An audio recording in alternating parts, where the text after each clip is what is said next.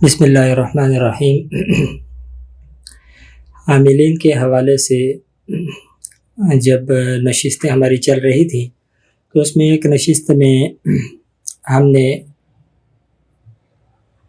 ایک چیز بیان کی تھی کہ جو عاملین نہ صرف یہ کہ جادو کی تعین کرتے ہیں بلکہ جادو کرنے والے کا نام بھی بیان کرتے ہیں، اور اس نام بیان کرنے کی وجہ سے معاشرے کے اندر، لوگوں کے گھروں کے اندر فتنہ اور فساد پیدا ہوتا ہے، خاندانوں میں افتراق پیدا ہوتا ہے، خاندانوں میں دوریاں جنم لیتی ہیں اور باہمی اتفاق و اتحاد کا جنازہ نکل جاتا ہے۔ اور شرعی اعتبار سے کسی کو محض عملیات کی بنیاد پر الزام دینا جائز نہیں ہے، یہ ہم سابقہ نشست میں بیان کر چکے ہیں۔ لیکن اس متعلق جس وقت ہم نے بیان کیا تو ایسے ہی ایک نام نہاد عامل نے اس پر لب کشائی کی اور کہا کہ یہ بات درست ہے کہ کسی شخص کا نام لینا اور اس کی تعین کرنا درست نہیں ہے، اور لیکن اگر کوئی شخص ایسا ہو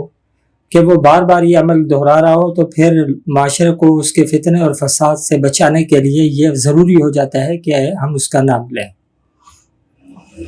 تو میرے بھائی، وہاں پر بھی بات یہی ہے کہ پہلے آپ ایک مرتبہ تو اس چیز کو ثابت کریں کہ اس نے یہ کام کیا ہے۔ اگر آپ ایک مرتبہ بھی ثابت نہیں کر سکتے، آپ کہتے ہیں کہ وہ بار بار یہ عمل کر رہا ہے اور ہم اس لیے نام لے رہے ہیں۔ پہلی بات تو میں آپ کو یہ عرض کرتا چلوں کہ ایسے لوگ در حقیقت خود شیزوفرینیا کے مریض ہوتے ہیں، عامل کچھ نہیں ہوتے ہیں، بلکہ ان کے خیالی دشمن ہوتے ہیں، یا جو لوگ آ کر کے اپنی کہانی سناتے ہیں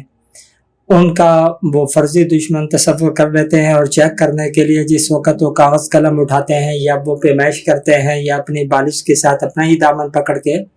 وہ ناپتے ہیں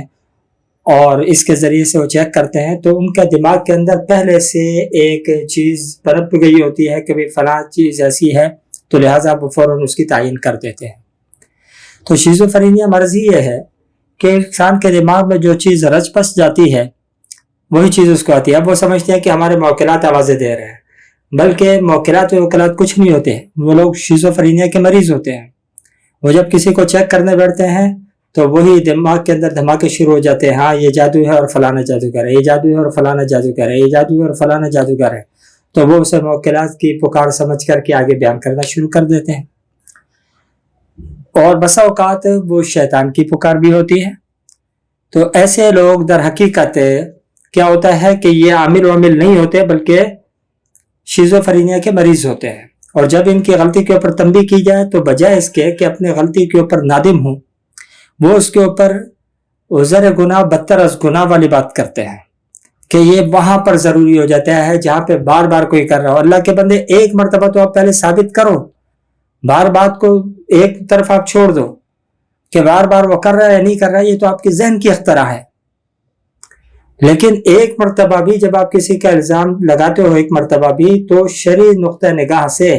الزام لگانے کے بعد آپ کو اس الزام کے اوپر ثبوت دینا، اس بات کو واضح طور پر بیان کرنا، اس کے اوپر گواہ پیش کرنا یا اس کے کسی عمل کو حجت کے طور پر پیش کرنا ضروری ہو جاتا ہے کہ یہ کام اس نے کیا ہے اور یہ جادو کے اوپر مشتمل ہے، یا یہ جادو کر رہا تھا، فلاں لوگ اس چیز کے اوپر گواہ ہیں، آپ اس چیز کو پیش کریں۔ آپ یہ کر نہیں سکتے اور دلیل یہ دیتے ہیں کہ چونکہ وہ بار بار کر رہا ہے تو لہٰذا اس لیے اس کا نام بتا دینا جائز ہو جاتا ہے ہمارے لیے۔ تو یہ وہی والی بات ہے کہ ایک مرتبہ ثابت نہیں کیا اور آپ کے ذہنی اختراع نے اس کو بار بار اس کا مجرم بنا دیا کہ وہ بار بار کر رہا ہے تو لہٰذا ہم اس لیے کر رہے ہیں۔ تو یہ شخص نہ صرف یہ کہ خود شیزوفرینیا کا مریض ہے، بلکہ یہ معاشرے کے دیگر بہت سے افراد کو بھی اس فتنے کے اندر مبتلا کرتا ہے، اختلاف و انتشار پیدا کرتا ہے، اور معاشرے کے دیگر افراد کو بھی اللہ رب العالمین کی قدرت کاملہ سے ہٹا کر کے جادو اور جنات کی ٹک کی بتی کے پیچھے لگا دیتا ہے۔ ان لوگوں کی نظر کے اندر دنیا کے اندر کوئی کام خود سے نہیں ہوتا۔ اگر ان کو کوئی جسمانی عارضہ پیش آ جاتا ہے پھر وہ اس میں درست ہو جائے تو اس کے بعد وہ اس کو اپنا کمال کے طور پہ پیش کرتا ہے، دیکھو فلانا آدمی میرے اوپر کر رہا تھا اور میں نے ایسا کر دیا تو لہٰذا میں سیٹ ہو گیا۔ اگر ان کو معاشی طور پر کبھی دھچکا پہنچ جائے تو یہ کہتے ہیں کہ فلانے آدمی نے ہمارے کو ڈس دی ہے۔ اگر ان کو اولاد کی طرف سے کوئی پریشانی دیکھنی پڑ جائے تو اس کے اندر بھی ان کو جادو ہی اور جنات ہی نظر آتے ہیں۔ اگر ان کے معاشرے میں کسی فرد کی مخالفت کا سامنا کرنا پڑے تو بھی ان کو جادو اور جنات نظر آتے ہیں۔ اگر ان کو ہمسائے کے اندر کسی پریشانی کا سامنا کرنا پڑے، پڑوسیوں کی طرف سے کوئی تکلیف ہو تو اس میں بھی یہ جادو اور جنات کو تلاشتے ہیں۔ اگر جسمانی طور پر کوئی بیماری ہو جائے، بخار ہو جائے، پیٹ میں درد ہو جائے، ہیضہ ہو جائے، شوگر ہو جائے یا کوئی اور بیماری ہو جائے تو وہ فوراً اس کے اندر جادو اور جنات کو تلاش کر لیتے ہیں کہ یہ جادو اور جنات کی وجہ سے ہوا۔ گویا کہ اللہ رب العالمین نے تمام لوگوں کی جو تقدیر لکھی ہے وہ ایسے لکھی ہے، جادو اور جنات کی وجہ سے عوارض اور حالات پیش آئیں گے، ویسے تو کچھ ہوگا ہی نہیں۔ اب اس سے بڑا اور ثبوت کیا ہو سکتا ہے ان لوگوں کی شیزوفرینیا کے مریض ہونے کا؟ محنت کچھ کرتے نہیں، چوڑیاں پہن کر کے گھروں کے اندر یہ بدبخت بیٹھے ہوئے ہوتے ہیں، اور جب معاش سے پریشان ہو جاتے ہیں تو کہتے ہیں کہ فلانے نے ہمارے اوپر جادو کر دیا۔ اسی طریقے سے تربیت اولاد کے اندر یہ خود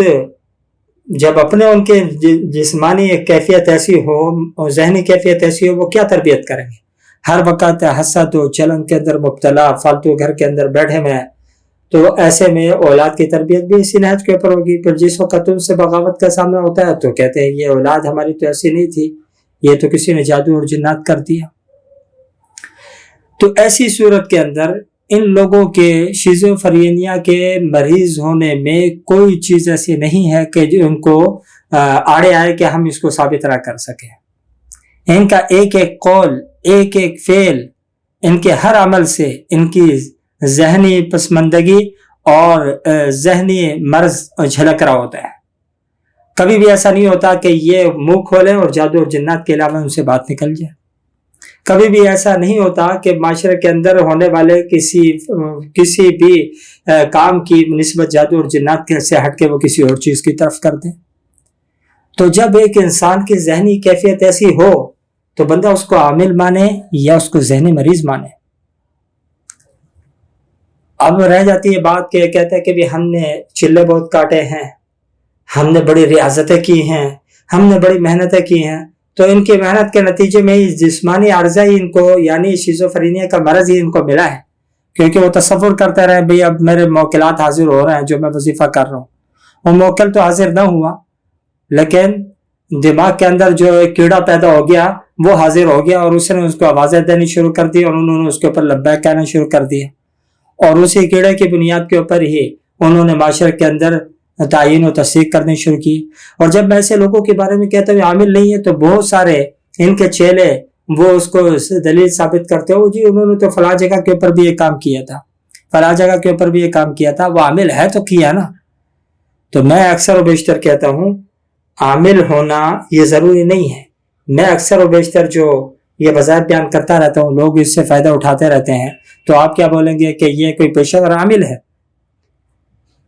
کوئی بھی شخص اپنے لیے خود کوئی عمل کرتا ہے اور اس سے فائدہ ہو جائے تو اب وہ ڈنڈورا پیٹتا اپنا شروع کر دے، میں نے یہ عمل کیا لہٰذا یہ فائدہ ہو گیا، لہٰذا میرے کرنے سے بھی ہوتا ہے، لہٰذا میری بھی بات مانی جائے، میں بھی عامل ہو گیا۔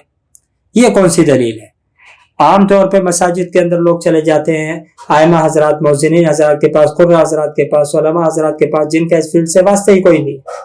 ان کے پاس چلے جاتے ہیں کہ جی یہ فلاں مرض ہو گیا، آپ دم کر دو، دم کرتے ہیں، اللہ کے فضل سے وہ سیٹ ہو جاتے ہیں، تو اب کل کو وہ بھی بیٹھ جائے میں بھی عامل ہو گیا ہوں کیونکہ میرے دم سے شفا مل گئی ہے۔ تو کسی کے دم سے شفا ہو جانا یہ اس بات کو لازم مستلزم نہیں ہے کہ یہ شخص کیا ہے، عامل ہے۔ وہ تو بس اوقات ہو جاتا ہے کسی عام آدمی کے کرنے سے، انسان کے اپنے کرنے سے بھی ہوتا ہے، تو اس میں تو کوئی دو رائے نہیں ہے کہ اللہ کے کلام کے اندر تاثیر ہے۔ لیکن جو عملیات کا دعویٰ کرتا ہے اس کا اصل پتہ امتحان تب ہوتا ہے جس وقت وہ مرض کی تشخیص کرتا ہے، اور اس کی تشخیص ہی کے اندر جو ہے لطیفے سننے کو ملتے ہیں۔ کسی جگہ کے اوپر کسی بچے کے اوپر اس کے سامنے لایا گیا، ابھی اس کو دورے پڑ رہے ہیں، کہتے ہیں اس کے اوپر 3 جن ہیں، ایک بڑا ہے اور ایک چھوٹا ہے، بچہ آتا ہے تو یہ ہنستا ہے، بڑا آتا ہے تو یہ کیفیت ہوتی ہے، ٹھیک ہے، اور بعد میں جس وقت چیک ان کا دیکھا گیا تو اصل حقیقت کچھ اور نکلی۔ اسی طریقے سے ایک بچے کا واقعہ میں نے پہلے بھی بیان کیا تھا کہ اس کو جسم کے اوپر کچھ الرجی اور خارش پیدا ہو گئی، جس سے دانے وغیرہ ہو گئے، ان دانوں کی شدت کی وجہ سے فیور ہو گیا۔ اب اس کو بھی انہوں نے پکڑ لیا اور کہنا شروع کر دیا یہ فلاں جگہ پہ گیا تھا، وہاں پہ یہ کھایا وہ کھایا، اس کے اندر جادو ہو گیا۔ اور جبکہ اسی بچے کا جب جسمانی طور پر ٹریٹمنٹ کی گئی، میڈیکلی ان کو جس وقت علاج ملا، ان کا اچھے طریقے سے اس کی ٹریٹمنٹ ہو گئی، وہ بچہ بالکل صحیح ہو گیا۔ تو اب ایسے واقعات جب سامنے آئے جہاں پہ شخص کی تشخیص ہی غلط ہو، ہم اس کو عامل مانے کیسے؟ پھر وہ کہہ رہے ہیں کہ بھئی عامل کو خوب سمجھتا ہے، لہٰذا جب ہم کسی کے بارے میں کہتے ہیں تو یہ عامل ہی ہمارے کو بتا سکتا ہے۔ تو میں اکثر کہا کرتا ہوں کہ میں تو ان کے اوپر ایک نام میں نے رکھا ہوا ہے، نام نہاد عامل۔ وہ لوگ جنہوں نے اپنا نام خود عامل رکھا ہوا ہے، در حقیقت اس فیلڈ سے ان کا دور دور تک کوئی واسطہ ہی نہیں ہے۔ واسطہ کہاں سے ہوگا؟ وہ تو خود نفسیاتی مرض کا شکار ہے بدبخت، اس کو اپنے نفسیاتی ٹریٹمنٹ کی ضرورت ہے۔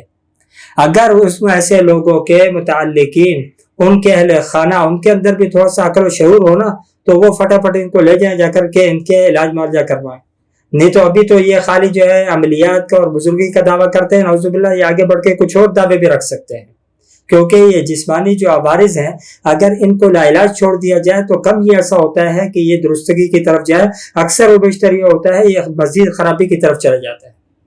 تو جب ان کی ذہنی کیفیت، ذہنی رو ایسی ہو جائے، ایسی صورت پہ ان کے متعلقین کو چاہیے کہ ان کے علاج معالجے کی خود فکر کریں۔ دعا فرمائے اللہ رب العالمین ہمارے کو سمجھنے کی اور اس کے اوپر عمل کرنے کی توفیق عطا فرمائے۔